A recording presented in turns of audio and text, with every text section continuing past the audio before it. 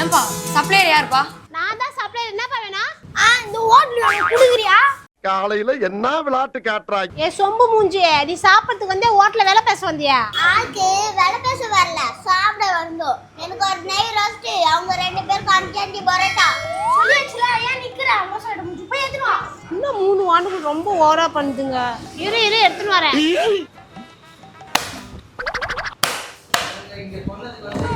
என்னம்மா பொழுதுதான் மூட்டை முடிச்சு கட்ட இப்படியே கட்ட ஆரம்பிச்சா? என்ன கதை உன் கதை?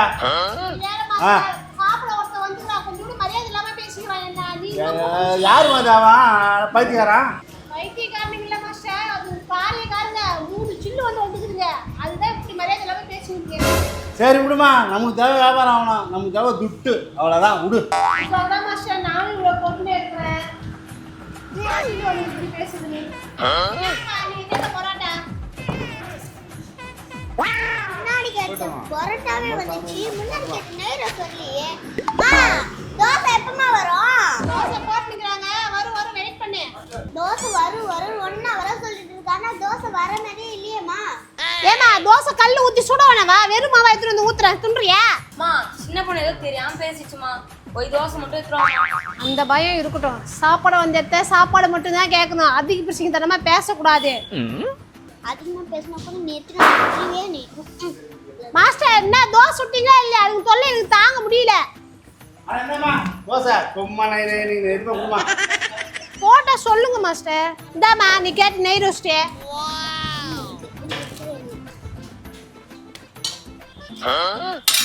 அட என்னம்மா தடவி கிடக்குறான்? என்னம்மா சேர எதுவுமே ஊத்துமா? கண்ணு தெரியாது போய் பார்த்து கிடக்குறா. இதான் சேர்வாவா? அப்பயே நினைச்சேன் கம்முன்னு கறி வாசனை வரும்போதே. ஏம்மா போதுமா, ஊத்திட்டு எத்தாந்து வைமா. வீட்டுக்கு பாஸ் பண்றாதா? ஓனர் வந்தா என்ன கேட்பாரு? போதுமா? இவன் சாவு குதி மாதிரி கத்தி கிடக்குறான். அன்னைக்கு ஒண்ணுமே வீட்டுக்கு எடுத்துன்னு போக முடியாது. ஃபுல்லா நம்மளே ஃபோக்கஸ் பண்றான் இன்னைக்கு. இவனா கவரிங் செயினை ஒன்று கயிற்றுல போட்டுக்கிறான். கடை திறந்த உடனே வந்து உள்ளே பூந்துடுறான். பூந்துட்டு ஓசியில் தூண்டு ஓடி விடுவான் நண்பன்ற பேரில். என்ன மச்சி, எப்ப கடை தந்த? எப்பவுமே காலையில் 7 மணிக்கு தான் கடை திறப்பான். இது என்னடா இன்னைக்கு ஒரு புது கேள்வியை? வட்டிக்காரன் வர வந்துட்டான். எப்போ வட்டி காசு கேட்க வந்தாலும் ஒழிஞ்சிக்கிற வடை கடையே வாடியே, இன்னைக்கு ஒன்று பொறிச்சிடுறேன். மாஸ்டர், ஒரு கொத்து பரோட்டா ஒன்று போட்டா தந்து கொடுங்க. ஒரு ஆம்லெட்டும் கூட சேர்த்து போட்டு கொடுங்க.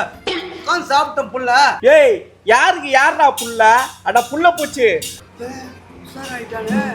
3 மாசமா வட்டி காசு தரல. வட்டிக்கு வட்டி குட்டி போட்டது, அந்த குட்டிக்கு குட்டி போட்டது. இருடா கால்குலேட்டர் போட்டு சொல்றேன். ஐயோ கால்குலேட்டரே கன்ஃபியூஷன் ஆயிடுச்சு. பாருடா அந்த அளவுக்கு கன்ஃபியூஷன் ஆகுதுடா கால்குலேட்டர். ஏய் மச்சி, என்னடா? விட்டுவாடா, அதெல்லாம் ஒன்றும் இல்லை. நமக்கு தெரிஞ்ச பையன்தான். கொஞ்சம் இது அடிக்கடி வருவான். அவன் பாட்டுக்கு ஏதோ 1-2 கற்றுக்கின்னு ஏதோ கணக்கு சொல்லிட்டு போயிடுவான். ஆனால் நான் ஒரு 10 பைசா கூட தரமாட்டேன். பாவம் பார்த்துட்டு நம்ம 5 ரூபா பரோட்டா 2 கொடுத்துட்றான். 2னா 3 கூட தூண்டி போட்டான். நான் வேணாம் நான் சொல்ல. அட கடங்கார பாவி, அவன் உன் கடைக்கு நடந்தே 10 கிலோ கறிக்கு வந்து போச்சுடா பாயா. மாஸ்டர் ரொம்ப கோவப்படாதீங்க. தம்பி அப்படிதான் சொல்லலாம். நீங்க போடுங்க. போறேன் இரு. உன் தலையில தோசை தூக்கி போட்டு போயினே இரு. 6 மாசம் சம்பளம் வந்து கொடுக்க வக்கு கிடையாது உனக்கு. பேச்சு மட்டும் கவலாலா பேசுற. சிங்கிள் கேப்பில் பஞ்சரான சைக்கிளை தள்ளிக்கின்னு போவான்னு பார்த்தா இவன் ஓட்டிக்கினே போயிட்டானே. தம்பி உங்களுக்கு எவ்வளோதான் தரணும் வட்டி? யோ மொத்தமா 1 லட்ச ரூபாய் தரணையா? குட்டிக்கு ரொம்ப கஷ்டமா இருக்குது. ஒரு கஷ்டப்பட்டு நம்ம கிட்ட ஒரு 50,000 ரூபாய் கேட்டுக்கிறாரு. அத்தை மட்டும் கொடுத்தா போதும். அது என்ன தடுமாடி கிடக்குறா? நானும் கேட்டுக்கிறேன், நீ பாட்டி ஏதோ பண்ணிக்கிற சிட்டு பையன் மாதிரியா? தம்பி கடை நடந்தது லாய்க்கிறது. உனக்கு எவ்வளவு 50 தானே? சாணி இன்னைக்கு பார்த்து நான் காசு எடுத்துட்டு வரல. புது பொண்ணு ஐபோன் வச்சுக்க. ஐபோனு சரி இப்படிக்கிட்டு வச்சுக்கிறேன். 1 வாரத்துக்கு தான் கடை பக்கம் வர மாட்டான். அப்புறமா வந்து திரும்பி கேட்பேன். சரியா? நீ போன்லாம் வாங்கி தரல, நான் பாத்துக்கிறேன். எதனா ஒரு அர்ஜென்ட்னா கால் பண்ணு. எதுக்கு நண்பங்கிறேன்? சாப்பிட்றதுக்கு மட்டும் இல்ல, கஷ்டப்பட போது உதவுறதுக்கு தான் நண்பன். வரட்டமா? கால் பண்றா. இப்போ நான் போய் தப்பா நினைச்சிட்டேன். இவ்வளோ நல்லவனாகிறானே. 10 காசு இல்ல நலம் பணக்காரன்டா. என் சொத்து சுகம் எல்லாமே என் நண்பன் தானடா. கக்கூசில் இருந்தால் கூட கதவு தட்டி காசு கேட்பானே. இப்போ கிட்ட போய் சொல்லிட்டு போகிறாங்களே, பைக்க தெரியாத பிள்ளையாக்குறானே. சரியான மங்கினியாமா. பரோட்டாவே பண்ணு முறை ஆயிடுச்சு. அம்மா சரி அதுமாமா. கஸ்டமர் அங்கே சேருவான்னு கத்திக்கிறாங்க. எங்கடா ஆளே காணோம்? நித்யா வேற காணோம், மாஸ்டர் வேற ஆளை காணோம். சாப்பிட்டுங்கிறான்.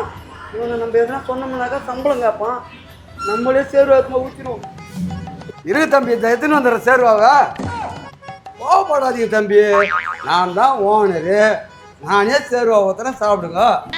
தம்பி நான் போய் வச்சுட்டு வரேன். நான் தான் ஓனரு தம்பி, நான் தான் ஓனரு. வச்சுட்டு வந்து சொல்கிறேன். நம்ம சரி போட்டு கேட்டா ஓனர் கேட்டா ஓனர் ஒப்பதாண்டு சொல்றான். என்னப்பா கிளம்பிட்டியா? ஆமாம், இப்போ என்னப்பா போயிட்டு 4 மணி ஷிஃப்ட்டுக்கு மறுபடியும் வருவேன். நீ காசு கொடுக்கணும், நான் போகவே மாட்டேன். போயிட்டு வருவா. அப்போ நீ போயிட்டு வாப்பா, காசு இல்லை. இது இதுமாரி பேசி பார்த்து ஒரு நாள் என்ன ஒரு நாள் இந்த கடையை என் பேரில் எழுதி வாங்கலா, என் பேரை மாற்றி வைக்கிறேன் பாரு. இரு படம் இரு. நான் வந்து ஹோட்டலில் வச்சுக்கிறேன். நான் சம்பாதிக்கிறதுக்காக வச்சுக்கணும் இல்லை, மக்களுக்காக வச்சுக்கிறேன். மக்கள் நல்லா சாப்பிடணுன்றதுக்காக வச்சுக்கிறேன். இந்த பாருடா, சம்பாதிக்கிறது ஈஸி, ஆனால் மக்களுக்காக கொடுத்து கஷ்டப்படுறான் பாரு, அது ரொம்ப கஷ்டம். இல்லாதப்பட்டவங்க ஒரு 4 பேர் சாப்பிட்டு காசே கொடுக்கலனா கூட நான் கவலையே பட மாட்டேன்டா.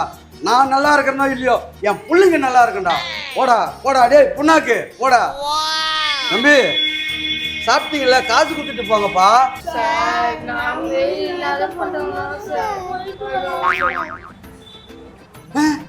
ஒரு பேச்சுக்கு சொன்னா அதை உண்மையாக்கிட்டீங்களே. இதுங்க உங்களை பார்த்தா இல்லாத பட்டவங்க மாதிரியே தெரியலையே.